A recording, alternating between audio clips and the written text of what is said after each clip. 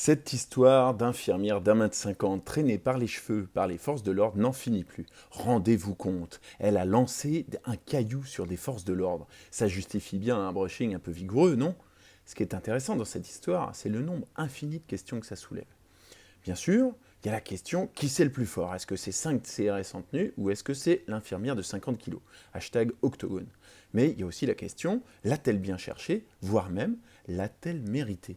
Parce que si vous faites un micro-trottoir, vous allez avoir plein de gens qui vont comprendre les CRS et dire que c'est normal de tabasser quelqu'un qui vient de vous envoyer un caillou. Admettons. Raisonnement de causalité, lorsqu'on voit une image choquante d'infirmière en train de se faire tabasser par les forces de l'ordre, le sens commun vous pousse à imaginer qu'il y a forcément une raison légitime à tout ça. Et on peut même se dire qu'on est soulagé lorsqu'on apprend que c'est elle qui a commencé, Madame le juge. Et là, tout rentre dans l'ordre et les vaches sont bien gardées. Alors évidemment, on peut pousser le raisonnement et la causalité un peu plus loin et se demander pourquoi, en premier lieu, cette infirmière taillée pour le free fight en est venue à lancer un caillou sur les CRS, mais je sens que si je vais par là, vous allez m'estampiller gauchiste et la discussion va s'arrêter. La causalité, c'est pratique.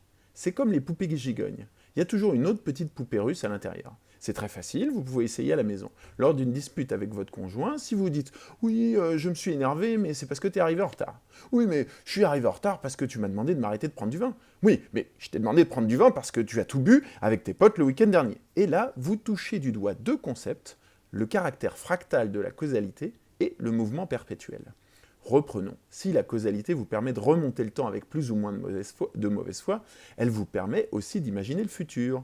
Soyons fous et imaginons que Castaner se soit trompé dans son sondage et qu'il n'y ait pas 85% de Français ravis du travail des forces de l'ordre.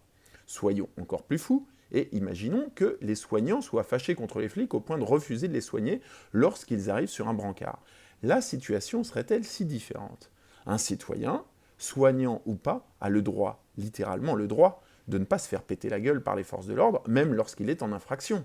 De la même manière qu'un policier a le droit, littéralement le droit, à des soins lorsque son état de santé l'exige. Sauf que si on accepte qu'au motif d'un jet de pierre, le droit de ne pas te faire péter la gueule t'est refusé. Pourquoi ne pas imaginer une situation où des soignants en mode ACAB laisseraient mourir un flic sur un brancard? Le sens commun invoquerait-il alors la causalité? Espérons que non.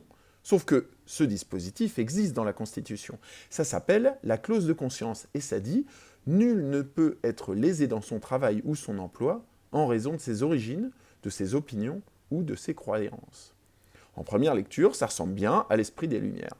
Finalement, quoi de plus normal de ne pas pouvoir exiger de ses employés quelque chose qui irait à l'encontre de leurs convictions profondes? Sauf que, dans la réalité, la mère de mon pote Jamel qui bossait à la cantine du collège, elle ne pouvait pas exercer sa clause de conscience quand il y avait du porc au menu. En revanche, on a régulièrement des exemples de gynéco catho-tradis qui refusent de pratiquer l'avortement, même quand c'est le droit et l'intérêt de ses patientes. On a aussi des maires, et pas seulement Front National, qui refusent de célébrer des mariages homosexuels en invoquant cette clause de conscience, en dépit du droit fondamental de leurs administrés.